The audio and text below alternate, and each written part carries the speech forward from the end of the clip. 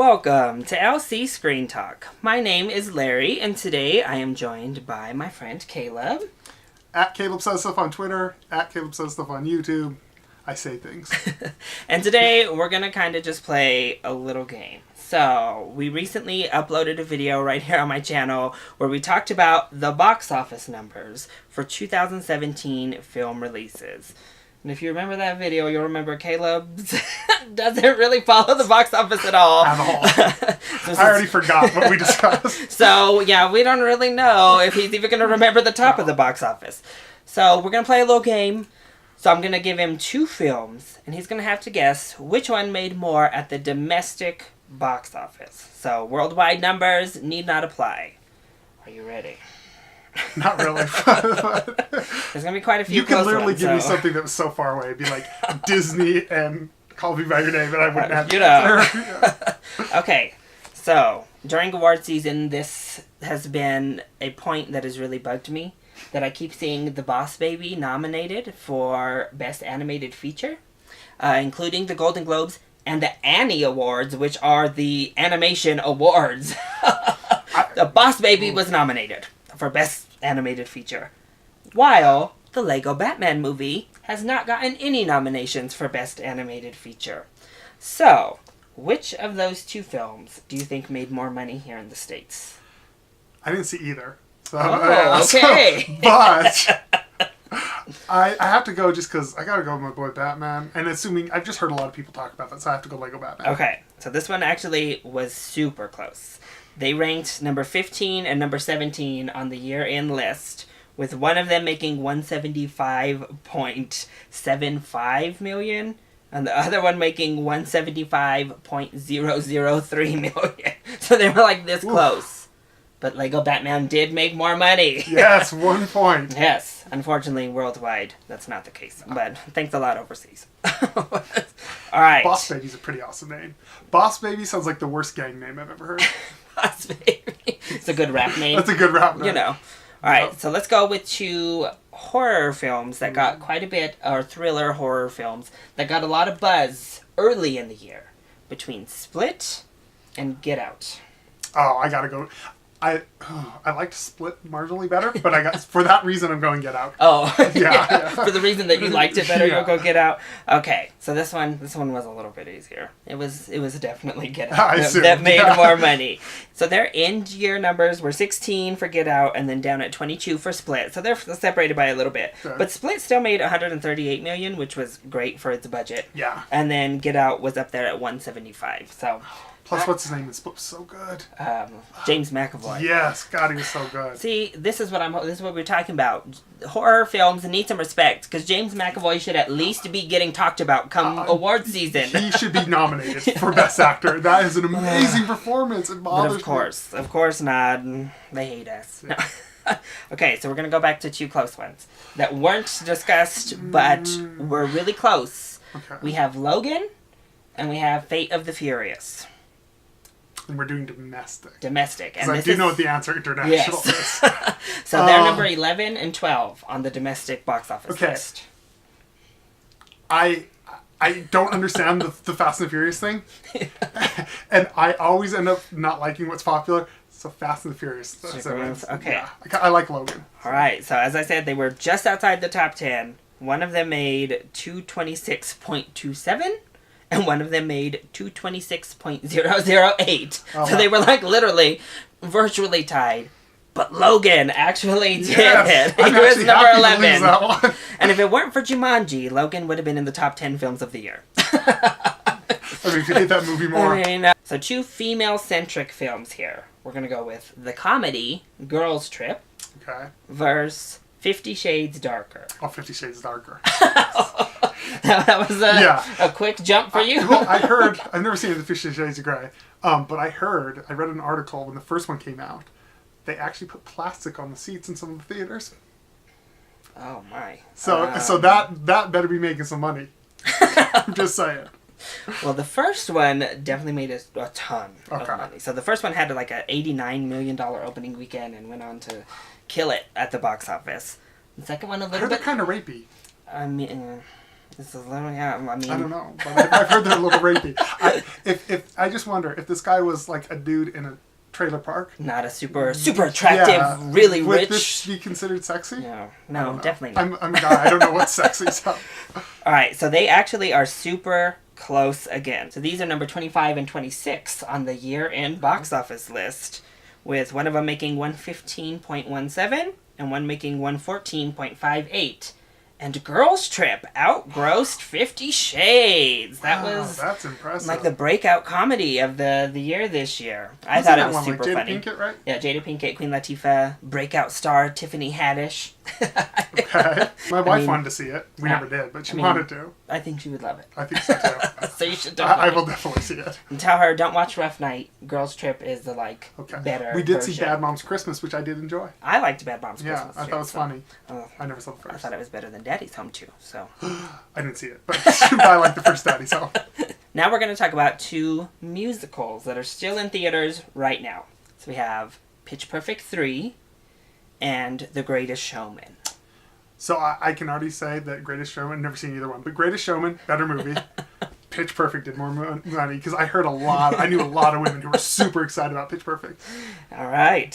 So they're actually tracking also pretty close right now, because they're both still out and still making money. So one of them currently sits at number 28, and one of them sits at number 33. So relatively close. Greatest Showman is number 1 with 105 million right now. And Pitch Perfect 3, just under 100 with 98. Wow. Way to go, Wolverine. I know. Look at Hugh Jackman dancing go. Wolverine. I'm all about it. I mean, go see it. I know. Have you ever known that Hugh Jackman is a theater nerd at heart? Okay. Yeah, no, I know. Isn't that where you got to start? Yes. No. He just wants to be a Broadway star. Yeah, no. Wolverine got popular, so he got stuck. An unpopular opinion, the movie Australia, did you ever see that movie? With Nicole Kidman? Yeah, total, I actually liked it. It's not a good movie. But. Oh, Hugh Jackman. Is that your favorite non-Wolvie? No, I don't know. Hugh Jackman's just a good actor in general. I think he's a lot better than just Wolverine. We're going to go with two sequels here that underperformed domestically, especially compared to all of the previous films in the franchise. So we have Pirates of the Caribbean, number 5, Dead Men Tell No Tales. I did not see that one. Not a big Pirates fan, though. Or Transformers: The Last Night. Oh, that's actually the hardest one yet. I am going Transformers with Mark, because that's when Mark Wahlberg's in this one, yeah. Yeah. I like He's been Mark in the last Wahlberg. 2 now. I like Mark Wahlberg, so that one. That's my only Mark basis. Wahlberg? Oh, yeah. all right. Well, there you go. And so for this one, we had one of them at number 18 and one of them at number 23 so far. I don't know why I said so far. They're both already done. They were done a long time ago. The Pirates came out on top with 172, and Transformers really a dud at 130. I think this might be the first Transformers that didn't cross 200 million. People seem to be pretty done with it, so I don't know if maybe a solo Bumblebee movie is the answer to save them. Will he talk in this one? If he talks in it, that sign me up. I mean... Not like radio talks, real talks. Did you... I forget, you haven't seen Transformers. I've seen the third one, was the last one I saw. Spoiler alert, Bumblebee talks in this latest Transformers. Okay, now I want to see it. As a Transformer fan. Okay, then I'm actually going to go. I want to see it now. Okay, so we just talked about one of these in our other video, and then I know you really liked this other one. So we have Kingsman 2, yes, or John Wick Chapter 2. I know I'm wrong, but I'm just going with Kingsman because Elton John ninja kicking someone in the face is amazing. These are both actually really close too. They're really right by each other here on this list so far. But it is Kingsman, The Golden Circle. Oh, awesome. It barely broke. It made just about $100 million worldwide, 100.2. Whereas John Wick Chapter 2 came in at 92 million. So, pretty close. But, I mean, successes for the sequels. Yeah. Although John Wick went up and Kingsman went down. And I'm assuming John Wick's budget's lower too. Yes, it is lower too. So success is always relative. Yeah. So John Wick still won. Well, I mean, I wasn't gonna say anything, but so we talked about how we're both fans of horrible franchises that get maligned. So we have Resident Evil, The Final Chapter, or Underworld Blood Wars. They are the same movie. Both came out in January, which is weird because they're released from the same studio, and they basically cannibalize off of each other to release so close. I actually saw both of us in theater. There you go. I got dragged to Underworld, and I enthusiastically went to Resident Evil. It's such a bad movie, and I love it. There's the answer to which Resident one of us Evil. goes here or there. Resident Evil. Resident Evil. Plus, it has Mila Jovovich, and I'm kind of into it. So these two ranked number 79 and number 87 on the year-end box office list. With Underworld coming out on top with 30 million and Resident Evil with 26 million. I just remember Underworld, they killed that guy off screen. They show his shadow or something and he dies. I'm like, this one was a lot less gory, this last Underworld. I've only seen the first one and this one. I missed the other ones in between. Okay. So well, the one without Kate Beckinsale's the worst. We watched them, me, my brother, and my friend, and I got a little too drunk while watching because I was bored. Don't remember them. Oh. That's once I've seen them. I slept through half of them. Oh, I see. Yeah. So these are kind of two random ones. Ghost in the Shell and King Arthur, Legend of the Sword. 2 movies again I didn't see. Man, I missed a lot of movies. So I'm an anime fan, so I want to give this a Ghost in the Shell. But I actually like the guy who directed King Arthur. Why can't I think of his name? Lock, Stock, and all that. Guy Ritchie. Guy Ritchie. Why can't I think? Yeah, Ritchie. Are you excited for Guy Ritchie Aladdin? Is he directing Aladdin?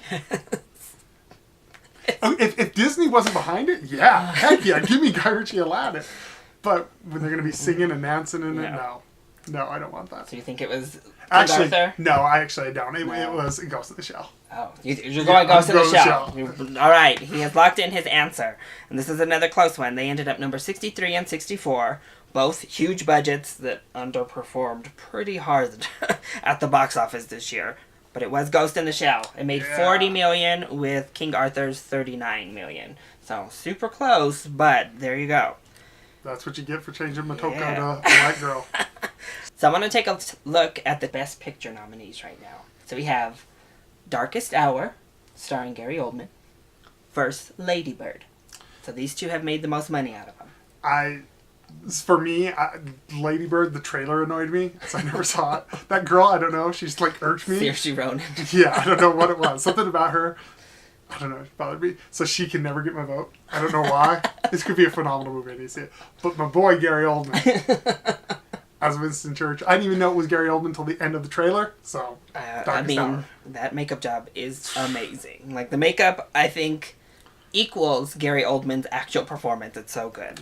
But it is Darkest Hour that comes out on top. Right now, that one's number 65 with 38 million. It's actually doing really well. And overseas, obviously, with the UK, is doing even better. So that's great. And then Lady Bird. I said it specifically for 2 British fans I have. Well, hopefully they're watching. I will. I'll shoot them links. You better be watching this with their crumpets. You know. And their teas. Did they like Churchill?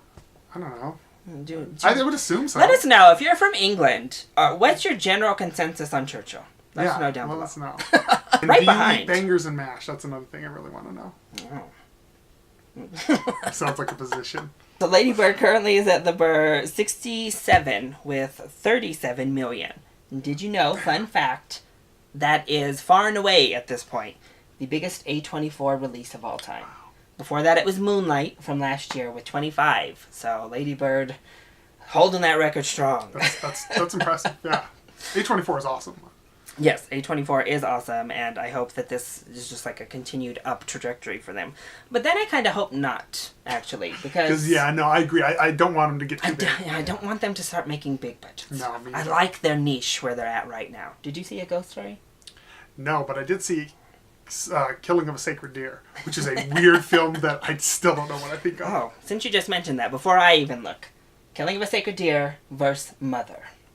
Oh, Killing of a Sacred... No, Mother won, but Killing of a Sacred Deer I'm voting on. Okay, so you think Mother made more. Yes. But you're going to say Killing of a Sacred Deer just for principle. Yes, just because I liked it better. Okay, so now let me actually look through this. Just so you know, we have to exit the top 100 films of the year for this matchup right here. Yeah. Neither one of them even made enough. We probably got to exit the top 1,000. So, let's go ahead and find these 2 films. Let's scroll on through and see where they end up. I kind of know what Mother made. I don't know where Killing of a Sacred Deer ended up, though. So Mother ranked at 105 at the end of the year list, making about $17.8 million by the end of its run. See, this is my problem. I don't know if I passed Killing of a Sacred Deer, and it was at the bottom of the top 100. It was at the bottom, I guarantee you. People were not talking about that movie. God. Oh. And then we got to scroll to 185 to find Killing of a Sacred Deer with 2.29 million. Two of the really divisive films, I'd say. I would definitely agree with that. Films that a lot of people did really love. I think Mother even actually has a little bit harder of a fan base that really go to bat for it. But Killing of a Sacred Deer, people are putting in their top 20 of the year. Sure. A lot of people that hated them as well. And so the final one is going to be two random horror thriller-esque films. Is one of them It Comes at Night? Yeah. There are two that people, one they all hated, and one that some people hated. So we have A Cure for Wellness versus The Snowman. And they're both pretty similar. A Snowman one. So we had A Cure for Wellness that made $8.1 million during its run. Okay. And then The Snowman was 6.7. Wow. Oh, Michael Fassbender couldn't save that one. They needed more Michael Fassbender making out with Michael Fassbender. Yeah, I mean, come on now. Worked for Covenant. Yeah, hello. Come on. Have we learned nothing from Shame? Just have Michael Fassbender be naked and everything, and you'll do well. I even support that. Okay, but that's Magneto. And then my camera died, so you only have me to close out this video. But I do hope you enjoyed us playing that box office game of which one made more. If you did enjoy it, make sure you click like down below and subscribe to my channel so you are always up to date on my latest videos. Also, make sure you head on over to Caleb's channel at CalebSaysStuff here on YouTube. Hit that subscribe button. We're going to be uploading content of the both of us over on his channel regularly as well. And make sure you give him a follow over on Twitter and Instagram. I'll include all of those links in the description box below. I love you all so much for your support. Mwah! Thank you for watching, and I'll see you next time. Bye!